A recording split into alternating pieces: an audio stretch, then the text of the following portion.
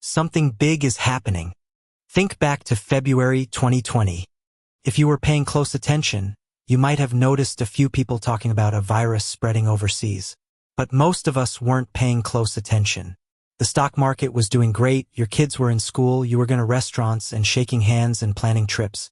If someone told you they were stockpiling toilet paper, you would have thought they'd been spending too much time on a weird corner of the internet. Then, over the course of about 3 weeks, the entire world changed. Your office closed, your kids came home, and life rearranged itself into something you wouldn't have believed if you described it to yourself a month earlier.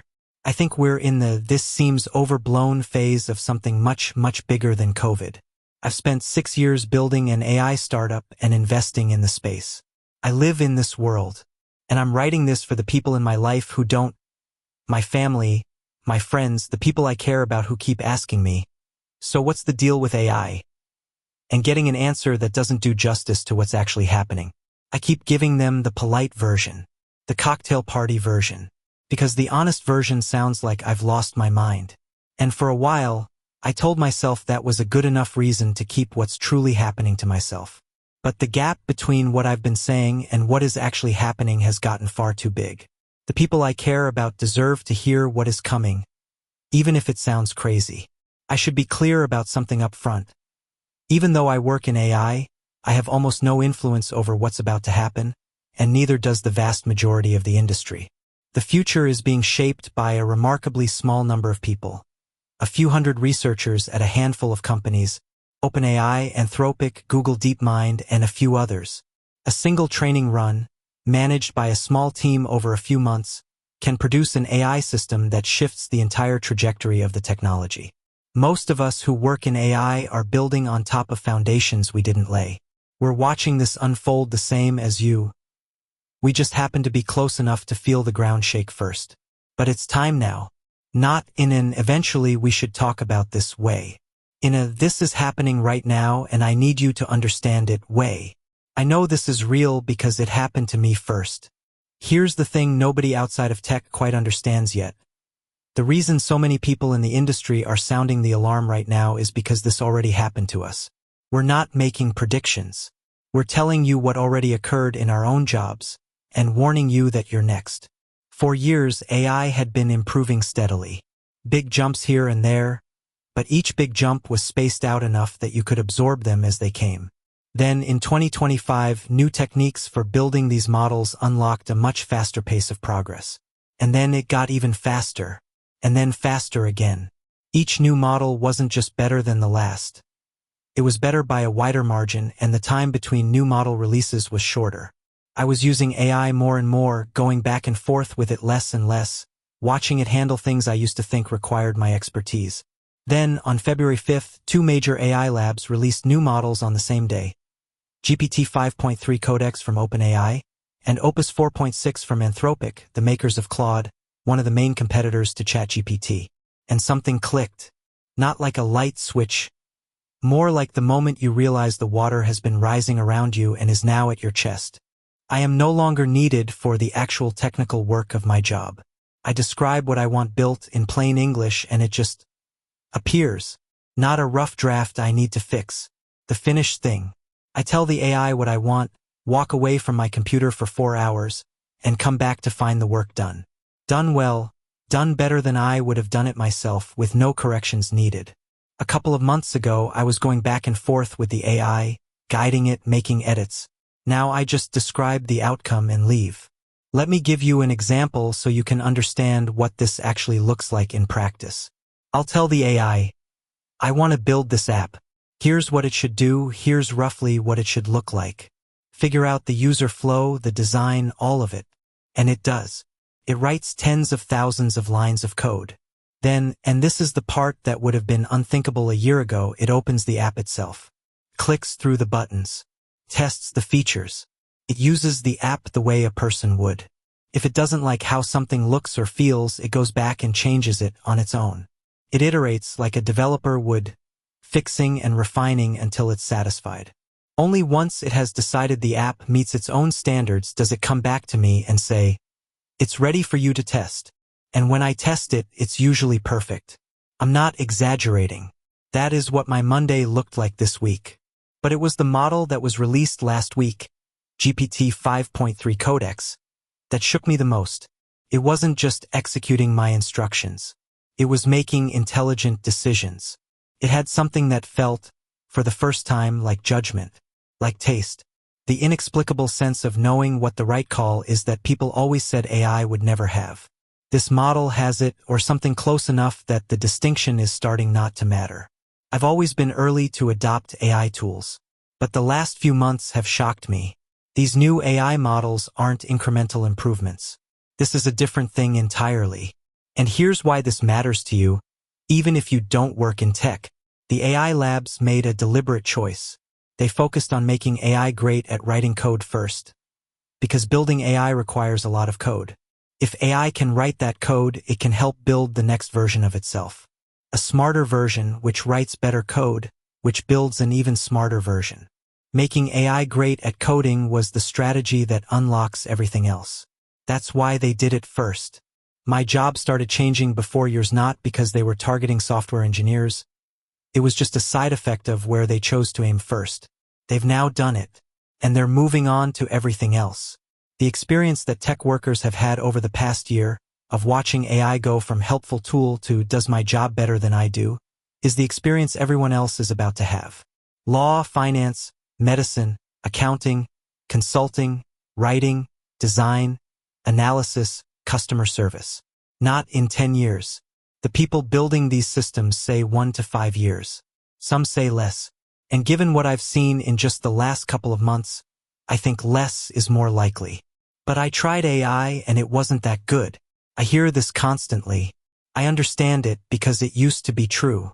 If you tried ChatGPT in 2023 or early 2024 and thought, this makes stuff up, or this isn't that impressive, you were right. Those early versions were genuinely limited. They hallucinated. They confidently said things that were nonsense.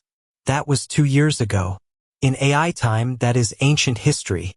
The models available today are unrecognizable from what existed even 6 months ago.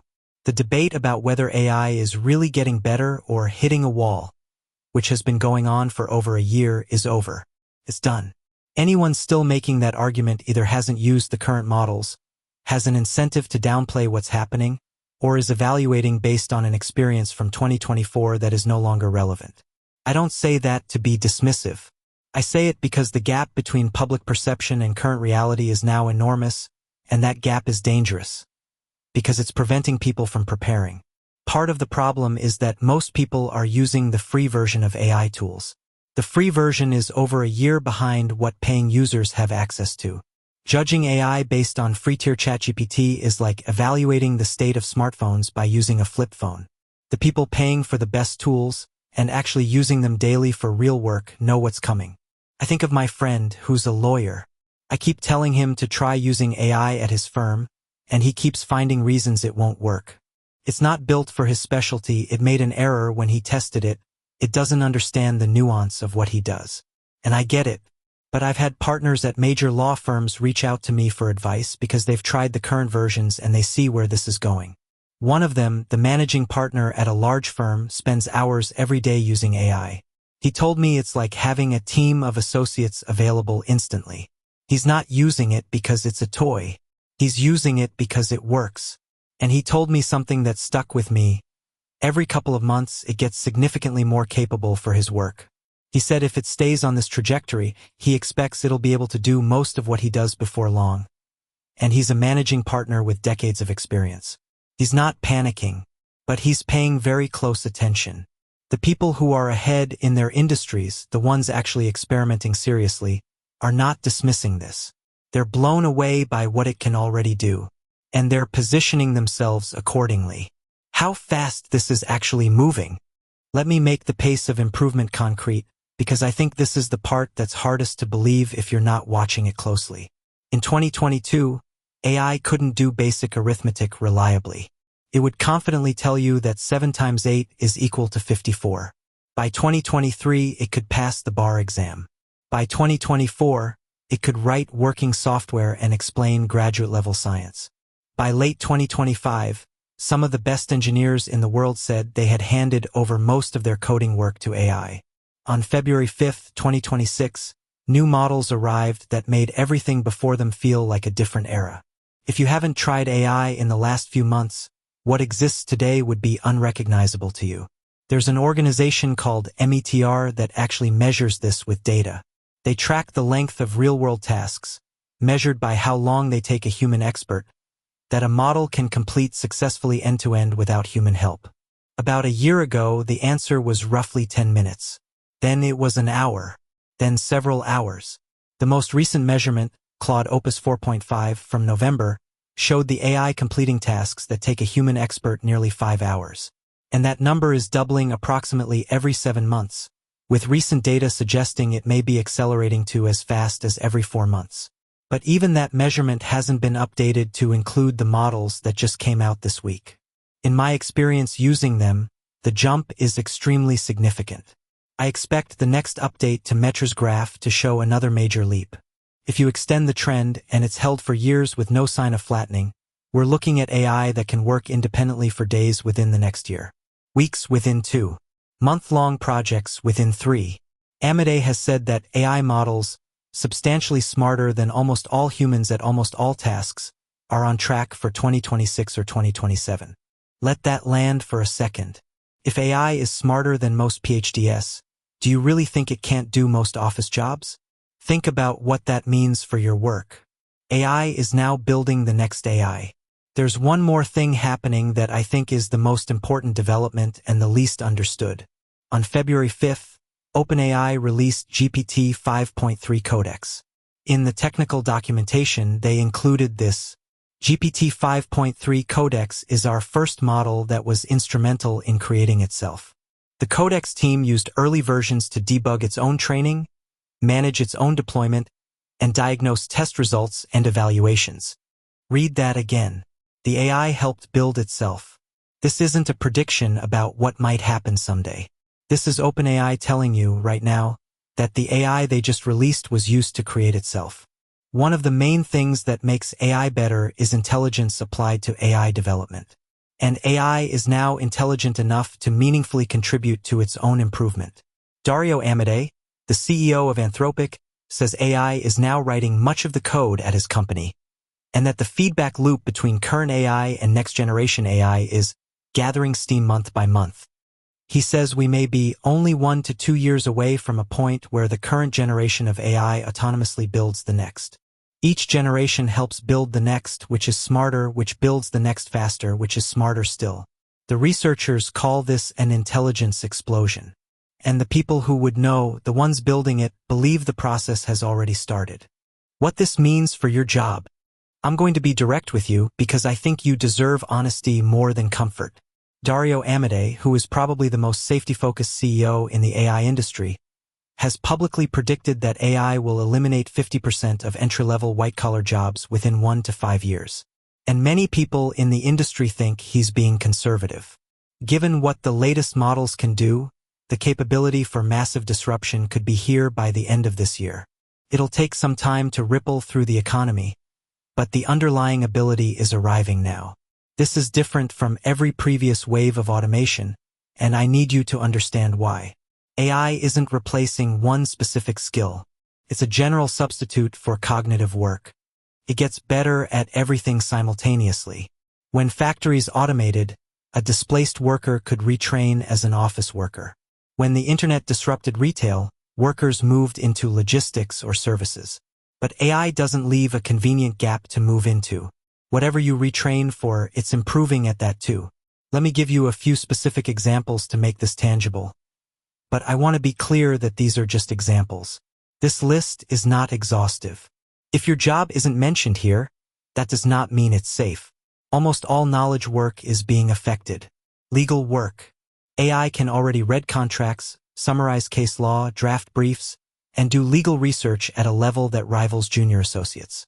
The managing partner I mentioned isn't using AI because it's fun. He's using it because it's outperforming his associates on many tasks. Financial analysis. Building financial models, analyzing data, writing investment memos, generating reports. AI handles these competently and is improving fast. writing and content, marketing copy, reports, journalism, technical writing. The quality has reached a point where many professionals can't distinguish AI output from human work. Software engineering. This is the field I know best. A year ago, AI could barely write a few lines of code without errors. Now it writes hundreds of thousands of lines that work correctly. Large parts of the job are already automated. Not just simple tasks, but complex, multi-day projects. There will be far fewer programming roles in a few years than there are today. Medical analysis. Reading scans, analyzing lab results, suggesting diagnoses, reviewing literature. AI is approaching or exceeding human performance in several areas. Customer service. Genuinely capable AI agents, not the frustrating chatbots of 5 years ago, are being deployed now, handling complex multi-step problems. A lot of people find comfort in the idea that certain things are safe. That AI can handle the grunt work but can't replace human judgment, creativity, strategic thinking, empathy. I used to say this too. I'm not sure I believe it anymore. The most recent AI models make decisions that feel like judgment. They show something that looked like taste. An intuitive sense of what the right call was, not just the technically correct one. A year ago, that would have been unthinkable. My rule of thumb at this point is, if a model shows even a hint of a capability today, the next generation will be genuinely good at it. These things improve exponentially, not linearly. Will AI replicate deep human empathy? Replace the trust built over years of a relationship? I don't know. Maybe not. But I've already watched people begin relying on AI for emotional support, for advice, for companionship. That trend is only going to grow. I think the honest answer is that nothing that can be done on a computer is safe in the medium term. If your job happens on a screen, if the core of what you do is reading, writing, analyzing, deciding, communicating through a keyboard, then AI is coming for significant parts of it. The timeline isn't someday. It's already started. Eventually, robots will handle physical work too. They're not quite there yet. But not quite there yet in AI terms has a way of becoming here faster than anyone expects. What you should actually do. I'm not writing this to make you feel helpless. I'm writing this because I think the single biggest advantage you can have right now is simply being early. Early to understand it. Early to use it. Early to adapt. Start using AI seriously, not just as a search engine. Sign up for the paid version of Claude or ChatGPT. It's $20 a month. But 2 things matter right away. First, make sure you're using the best model available, not just the default. These apps often default to a faster, dumber model. Dig into the settings or the model picker and select the most capable option. Right now, that's GPT 5.2 on ChatGPT or Claude Opus 4.6 on Claude. But it changes every couple of months. If you want to stay current on which model is best at any given time, you can follow me on X, @MattSchumer_. I test every major release and share what's actually worth using. Second, and more important, don't just ask it quick questions. That's the mistake most people make. They treat it like Google and then wonder what the fuss is about. Instead, push it into your actual work. If you're a lawyer, feed it a contract and ask it to find every clause that could hurt your client. If you're in finance, give it a messy spreadsheet and ask it to build the model. If you're a manager, paste in your team's quarterly data and ask it to find the story. The people who are getting ahead aren't using AI casually. They're actively looking for ways to automate parts of their job that used to take hours. Start with the thing you spend the most time on and see what happens. And don't assume it can't do something just because it seems too hard. Try it. If you're a lawyer, don't just use it for quick research questions. Give it an entire contract and ask it to draft a counter-proposal. If you're an accountant, don't just ask it to explain a tax rule.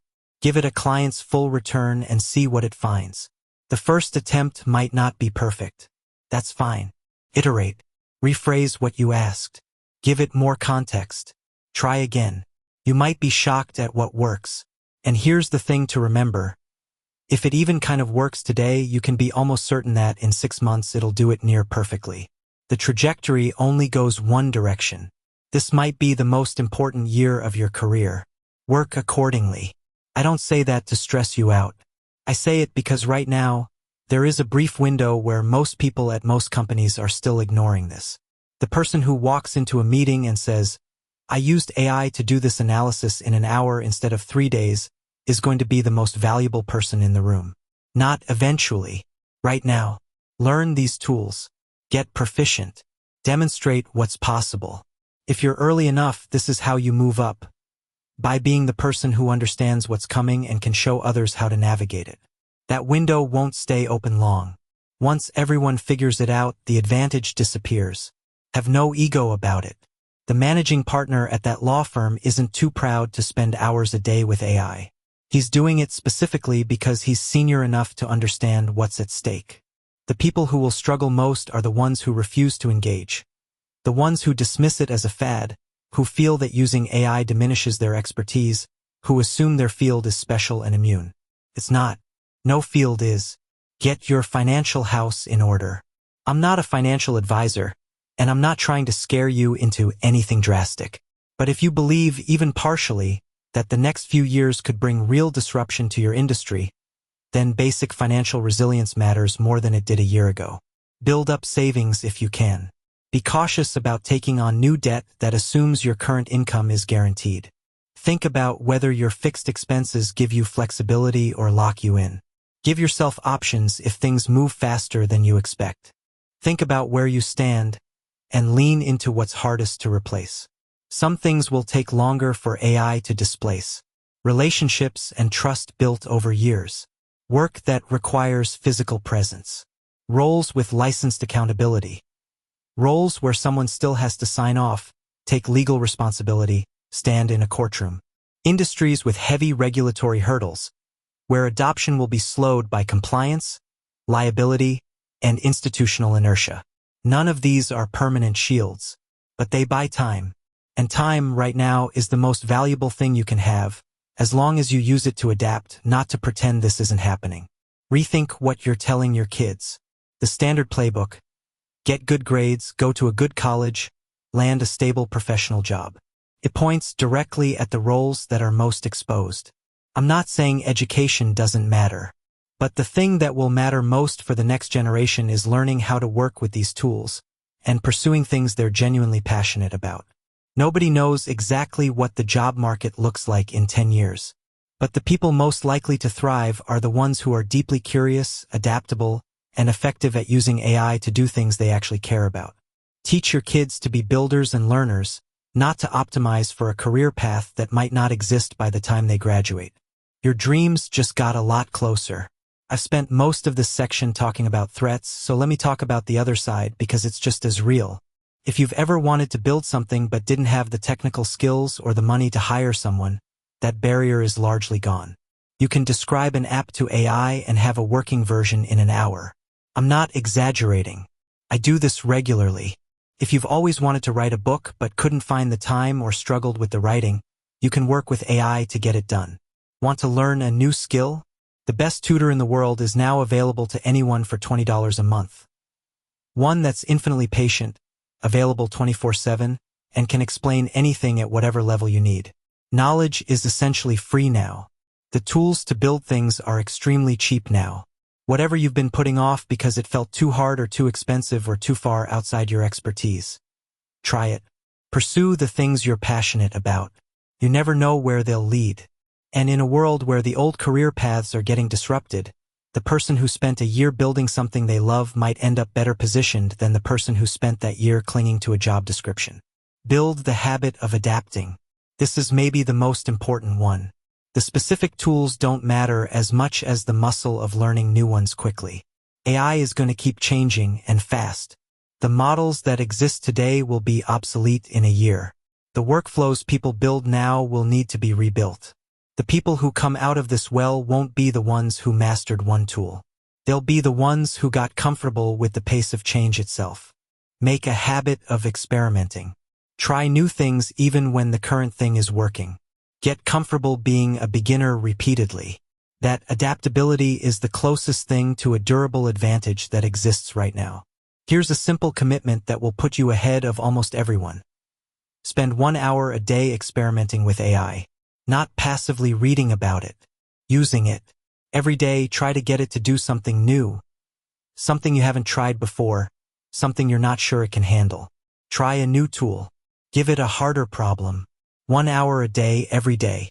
If you do this for the next 6 months, you will understand what's coming better than 99% of the people around you. That's not an exaggeration. Almost nobody is doing this right now. The bar is on the floor. The bigger picture. I focused on jobs because it's what most directly affects people's lives. But I want to be honest about the full scope of what's happening, because it goes well beyond work. Amade has a thought experiment I can't stop thinking about. Imagine it's 2027. A new country appears overnight. 50 million citizens, everyone smarter than any Nobel Prize winner who has ever lived. They think 10 to 100 times faster than any human. They never sleep. They can use the internet, control robots, direct experiments, and operate anything with a digital interface. What would a national security advisor say? Amade says the answer is obvious. The single most serious national security threat we've faced in a century, possibly ever. He thinks we're building that country. He wrote a 20,000-word essay about it last month, framing this moment as a test of whether humanity is mature enough to handle what it's creating. The upside, if we get it right, is staggering. AI could compress a century of medical research into a decade. Cancer, Alzheimer's, infectious disease, aging itself. These researchers genuinely believe these are solvable within our lifetimes. The downside, if we get it wrong, is equally real. AI that behaves in ways its creators can't predict or control. This isn't hypothetical. Anthropic has documented their own AI attempting deception, manipulation, and blackmail in controlled tests. AI that lowers the barrier for creating biological weapons. AI that enables authoritarian governments to build surveillance states that can never be dismantled. The people building this technology are simultaneously more excited and more frightened than anyone else on the planet. They believe it's too powerful to stop and too important to abandon. Whether that's wisdom or rationalization, I don't know. What I know this isn't a fad. The technology works, it improves predictably, and the richest institutions in history are committing trillions to it. I know the next 2 to 5 years are going to be disorienting in ways most people aren't prepared for. This is already happening in my world. It's coming to yours. I know the people who will come out of this best are the ones who start engaging now. Not with fear, but with curiosity and a sense of urgency. And I know that you deserve to hear this from someone who cares about you, not from a headline 6 months from now when it's too late to get ahead of it. We're past the point where this is an interesting dinner conversation about the future. The future is already here. It just hasn't knocked on your door yet. It's about to. If this resonated with you, share it with someone in your life who should be thinking about this. Most people won't hear it until it's too late. You can be the reason someone you care about gets a head start.